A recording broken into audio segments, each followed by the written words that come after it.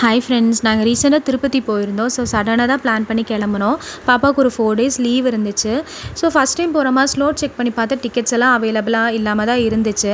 So நிறைய YouTube videos எடுத்து பார்த்தபோது ஸ்ரீவாரி மெட்டு வழியாகவும் அதேமாதிரி அலிப்பிரி மெட்டு வழியாகவும் நடந்து போகிறவங்களுக்கு டோக்கன் கொடுப்பாங்க. அந்த டோக்கன் வச்சு மினிமம் ஒரு 3 to 5 ஹவர்ஸ்லேயே பெருமாளை கும்பிட்டு வெளியில் வரலான்னு சொல்லியிருந்தாங்க.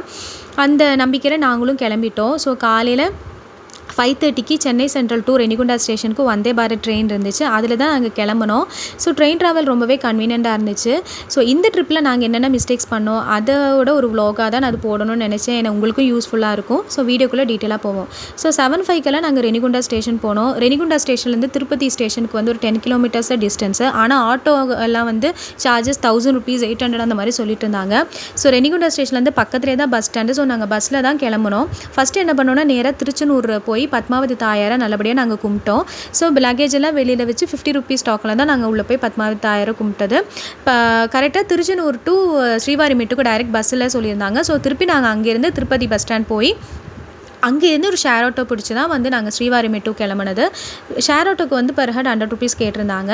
ஸோ ஸ்ரீவாரி மெட்டு போய் கீழேருந்து நல்லபடியாக பெருமாளை நினச்சிட்டு கோவிந்தா கோவிந்தா நாமத்தையும் சொல்லி நாங்கள் வந்து நடக்க ஆரம்பித்தோம். அங்கே போய் பார்த்தா எந்த ஷாப்ஸுமே இல்லை. ஒரு ஃப்ரூட்ஸ் வந்து கடையில், ஒரு ஸ்நாக்ஸ் கடையில் இதெல்லாம் இருக்குன்னு நிறைய பேர் யூடியூப்பில் போட்டிருந்தாங்க. ஆனால் நாங்கள் போகிற அன்றைக்கி எதுவுமே இல்லை.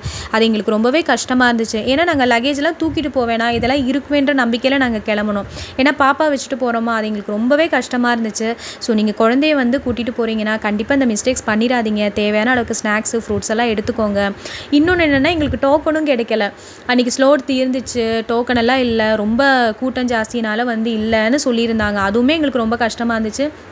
ஓகே, நம்ம வந்து ஃப்ரீ தர்ஷனில் போய் சாமியை கும்பிடலாம் அந்த மாதிரி நினச்சோம். ஓகே, நாங்களும் மலையெல்லாம் நல்லபடியாக ஏறியாச்சு. எனக்கு கொஞ்சம் டயர்டாக இருந்துச்சு ஃபஸ்ட் டைம் போகிறதுனால. ஆனால் பாப்பா ரொம்பவே ஆக்டிவாக தான் இருந்தாள். அவள் பாவம் எதுவுமே சாப்பிடல. காலையில் ஒரு 2 வடையை சாப்பிட்டு கிளம்புனவன் 12:45 ஆகிடுச்சு நாங்கள் வந்து மேலே ஏறி வர்றதுக்கு. ஸோ அதுக்கப்புறம் வந்து ஓகே ஃப்ரீ தர்ஷனில் கும்பிடலான்னு போய் பார்த்தா 30 hours க்யூவில் நிற்கணும்னு சொல்லியிருந்தாங்க.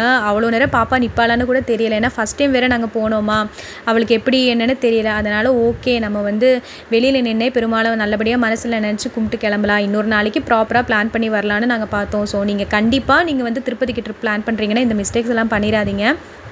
ஸோ நாங்கள் கொடிமரத்துக்கிட்ட நின்று நல்லபடியாக கற்பூரத்தை சாமியை கும்பிட்டுட்டு அன்றைக்கே வந்து கீழ் திருப்பதி வந்து நாங்கள் நெக்ஸ்ட் டே அங்கே வந்து ரயில்வே ஸ்டேஷனில் வெயிட்டிங் ரூம் இருந்துச்சு.